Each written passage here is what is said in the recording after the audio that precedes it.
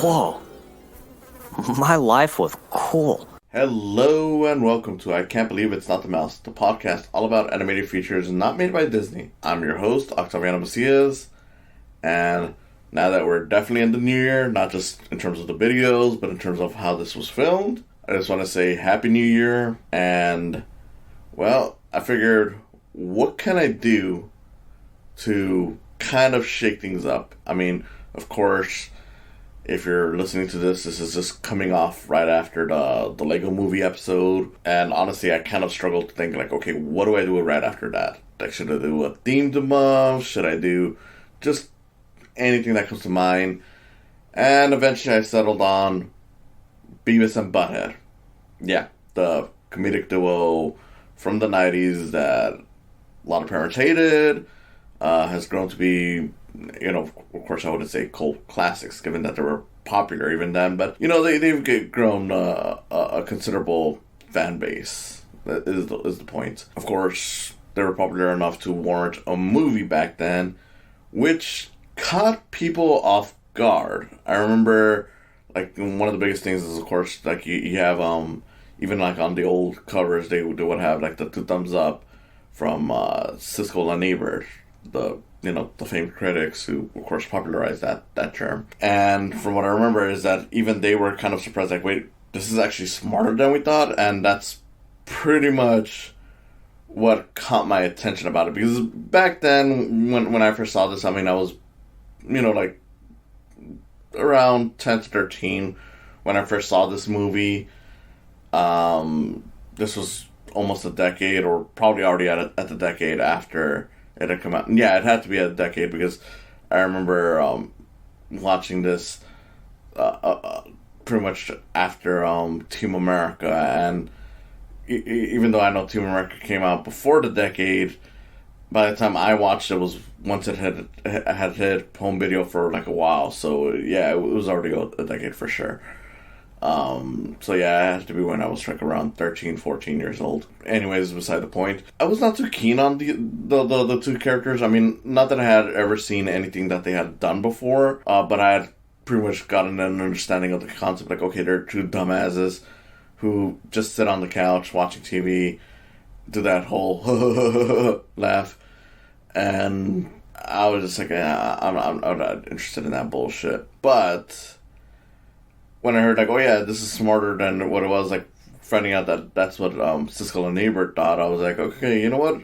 You know, I'm a big fan of, you know, I pretty much by that point I was already getting into, like, film criticism, and I had been into, like, watching, like, I know at the time technically it was Ebert and Roper, but, you know, I was aware of who Siskel was, like, the guy before. So I was like, okay, you know what? If they were willing to say that this is smarter than it appeared to be, then, you know, maybe I should give it a watch. And watched the movie I did, and I was laughing my ass off. It was one of those things where I was just like, okay, you know what? This is definitely one of the best movies based on a show. I mean, I don't know what's the specific term for it when it's the ones where it's like, okay, it's in continuity with the original show, being done while the show is still being made.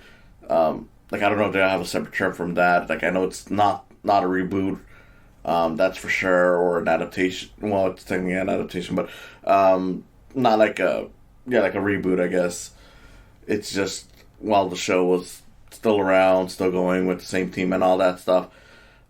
This is definitely one of the best ones, if not the best, for me, because I'm just like, for something that I had never actually sat down to watch and understand, this was so much smarter than it needed to be. So, yeah, this show that I have never seen before, and I really enjoyed the movie. Like, it was a really good interpretation of what the show was, especially once I got around to watching the show and realizing, okay, so even though these guys are dumbasses, part of the humor is that you kind of realize, like, everyone around them is just as dumb, if not dumber, for letting them get away with their bullshit. And that's kind of funny. Like, at times it's a very smart satire on, you know, society because of that. So, that was definitely something that caught me off guard. And of course, one of the things that I love about the movie is just that it is one of the smarter ones in terms of how they handle it being a movie based on a show, which is part of why I also consider it to be one of the best ones that they've done. Because even on movies based on shows that I already like, the big problem I find with a lot of them is that they often fall into the same trappings of let's do some fan service, let's please the fans in ways that would only make sense to fans. Like basically, like, okay, let's have characters from the show who have nothing to do with the story pop up just because, like, okay, fans of the show like that character. Even if it's in something small, it just ends up throwing everything off, because then you're like, okay, why are we focusing on that character? And then even going beyond that, you also have a lot of times they do things where it's like, okay, let's throw in some maybe like jokes or plot points from the show in a way that, again, will not really make sense to newcomers. And that's always been a problem.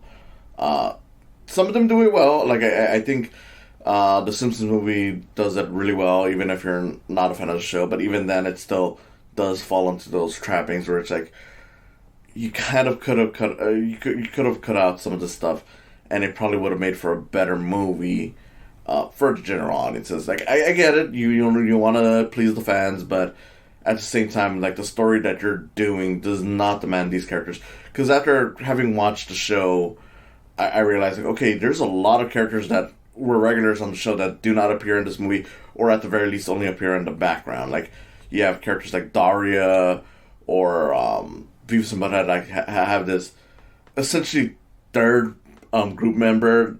Not really, but he's kind of like this naive younger kid who kind of pals around with them, trying to be cool like them, but he's not. I'm forgetting his name right now. There's also another character that they look up to called Todd, who's an asshole. But again, these characters do not appear in the movie.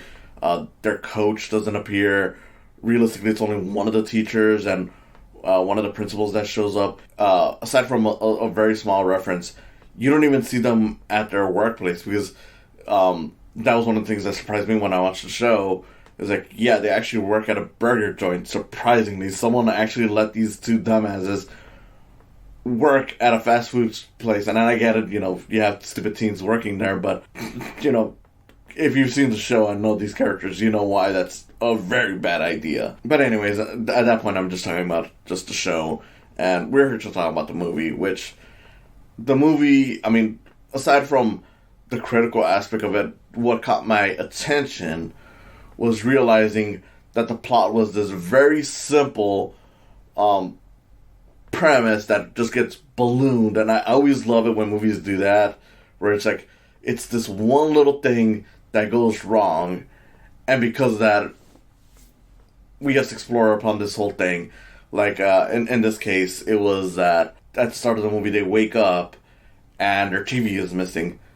It's like, okay, great, that's your plot of the movie. Beavis and Butthead are in search of a TV because the TV they had is missing.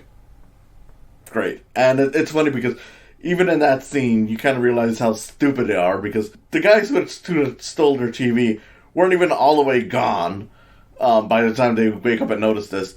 And pretty much the brunette of the two, because there's, of course, they're separate characters, pretty much. You have Butthead basically looking all around. There's signs of, like, the broken window, the footsteps, and everything, the door open, and can't even put 2 and 2, or in this case, 3 and 3, I guess, together. That, like, this is all showcasing the whole scene, how it played out, and what happened to our TV. The cameraman, like, and of course, this is not my take on it. I think it was Ebert who said it. The cameraman is even pointing exactly at the spots that Butthead needs to look at to understand what just happened. That's funny. And even all these years after, the movie is still funny. So after they go on this little search for TV. They accidentally stumble upon a guy who's putting a hit on his wife. So they're hired to pretty much to go kill this guy's wife. Unfortunately, the guy decides to say, "Oh, I need you to do my wife." Beavis and Butthead, being the horny little dipshits that they are, think that he means like, okay, so he's paying us to fuck his wife. Why not? So they go off. They find this lady in Vegas, and then she pretty much promises to pay them, like, so long as they go to Washington to meet up with her. And without them knowing, she stores this little chip that contains like some kind of disease, like it's something that'll kill so many people. Not COVID. I promise you, this was done decades before COVID. Like, or they don't know about it, but they're going to it. Like, she sews it onto the pants of Beavis, the blonde one, and so the whole thing is just pretty much this big road trip as the government is trying to find them, because the government gets heads up like, hey, look, there's these kids who have this dangerous biological warfare technology on them. So they're looking around, and this is an insane movie, but it's so simple, and it's blown out of proportions. It is crazy, and it's a proper representation of the show on top of that, because on an average episode of Beavis and Butthead, they get into shenanigans because people misunderstand them for, mistake them for like different people, or misunderstand their goals in places. They just walk through different places, and they say something that Beavis and Butthead misinterpret, but then they misinterpret Beavis and Butthead. That's pretty much your whole premise. But this is on a bigger scale because they're running around the country. Like, at some point, they accidentally hitch a ride with some nuns, so you get a whole montage of them pretty much doing a bunch of stupid shit with the nuns getting frustrated, eventually even leaving them, because they're like, yeah, there's no hope for these guys. But along the way, they also pretty much accidentally get people to confess their sins to them, because they get into like those little booths that priests have for confessions, and which it results in a really great joke where once they're leaving, like, I don't know if I should say it or not, but it's a really great joke which shows like, yeah, even God is fed up with their bullshit, but apparently he won't do too much to get rid of them, or Beavis and Butthead are just that strong. But anyways, so yeah, that's your basic premise, and along the way, there's also a recurring gag with their neighbor, Tom Anderson, who, if you've never seen the show, it's pretty much like this older guy. He's a veteran. He's pretty much like, if you've ever seen Mike Judge's other show, King of the Hill, he's pretty much like the Hank Hill of the series. Like, it's even the same voice, but much older, of course. And he pretty much gets screwed over repeatedly to the point that even by the end, he still gets really screwed over for your antics. But whatever, it's a happy ending. I mean, in a way, part of the charm of this movie is that, imagine if you got an actual serious movie about this, where two guys are going on a cross-country road trip, not realizing that they're part of a bigger plan involving some criminals, and the government gets involved. Like, imagine like a serious version of that kind of story. Only now you got Beavis and Butthead in it. That's kind of the charm of this movie.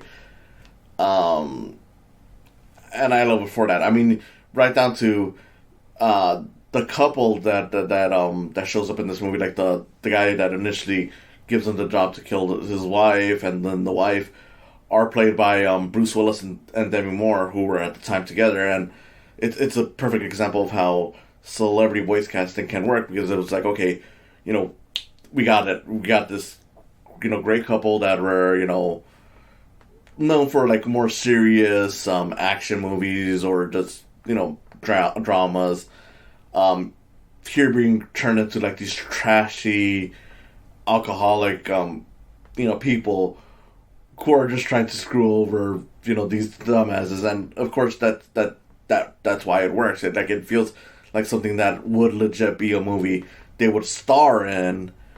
Only now it's got two dumbasses in there. It's kind of like the whole Muppet thing where it's like, hey, look, it's a serious version of the Christmas Carol, and then the Muppets show up,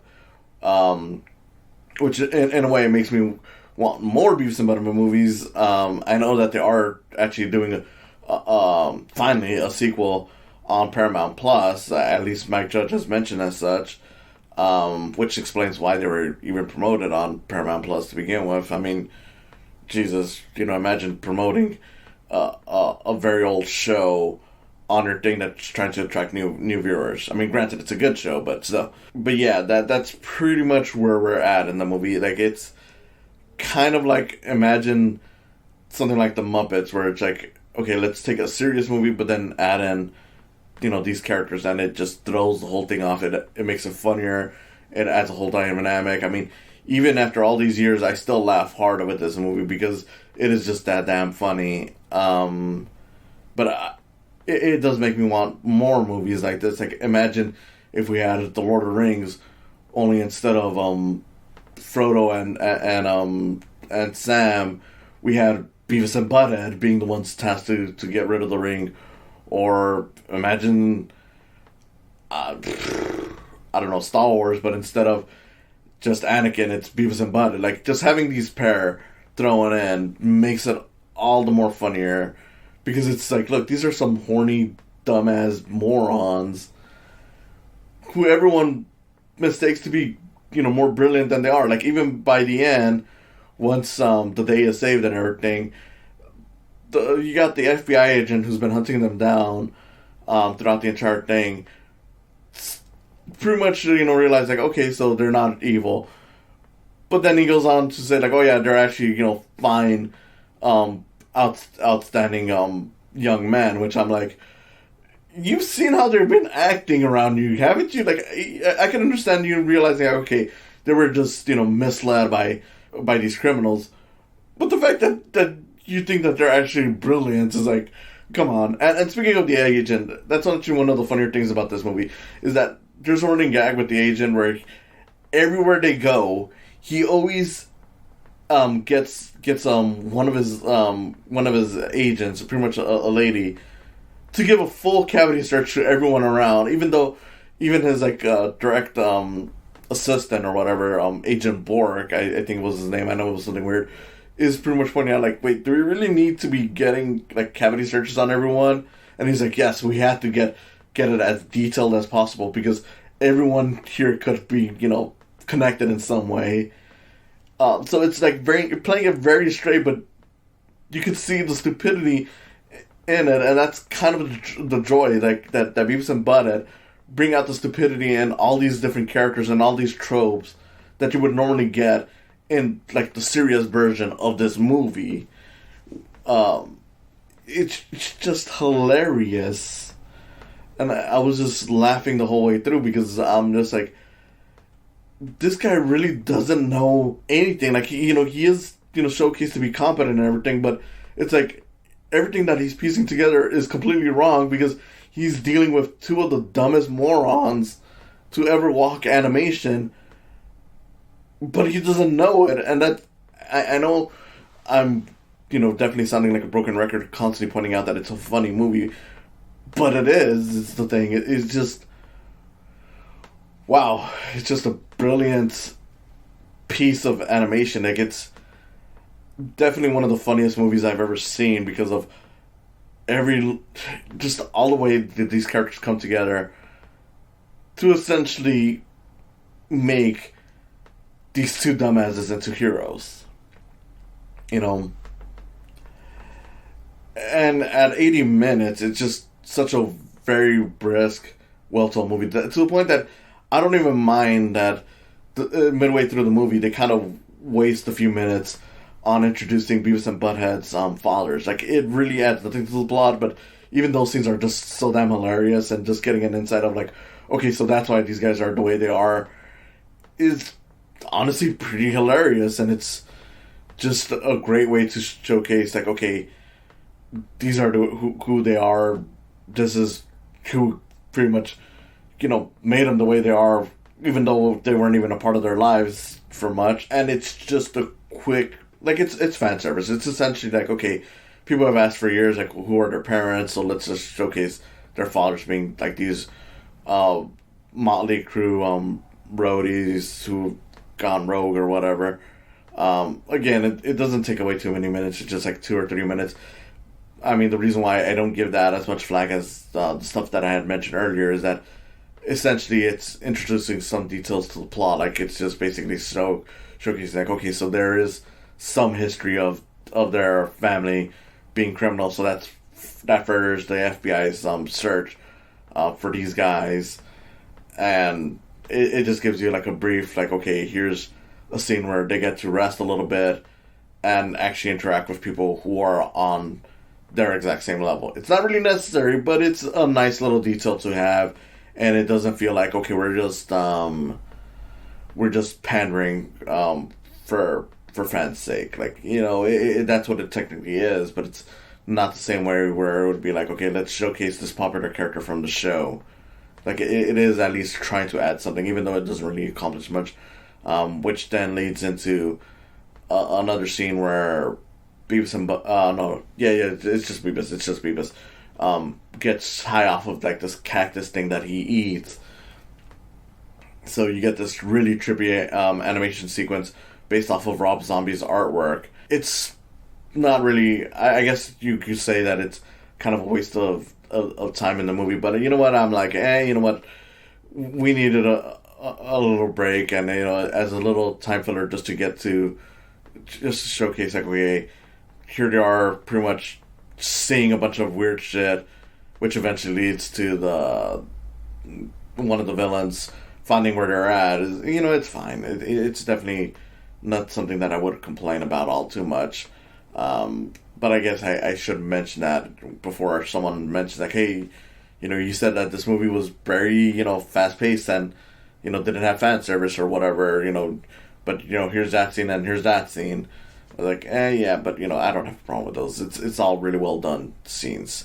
It's just all really funny. So, I don't know. I really don't know what I would even complain about on that.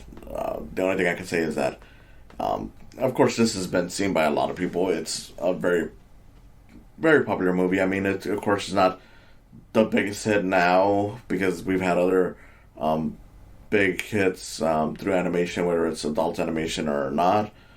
But, you know, I would say if you haven't seen it, just prepare to laugh your ass off. You're going to be having a really good time with this one. It's a very funny movie.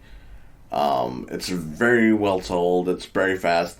And even if you had reservations because of the Beavis and Butthead characters being idiots, trust me, this is one where they actually do it really well, and I'm impressed at how smart it is. Like, it is a movie about dumb characters, but it is very well written and very smart, and it just hits it all right. I mean, even I really don't know. It's like I said, one of the best movies based on a TV show, if not the best in terms of ones that were made during the show's lifetime or whatever. It's honestly just great, and you know, I just laugh. I mean, granted, not the way Beavis and Butthead laugh, not the ha laugh, but you know, I laugh hearing that. So yeah, I mean, go watch it.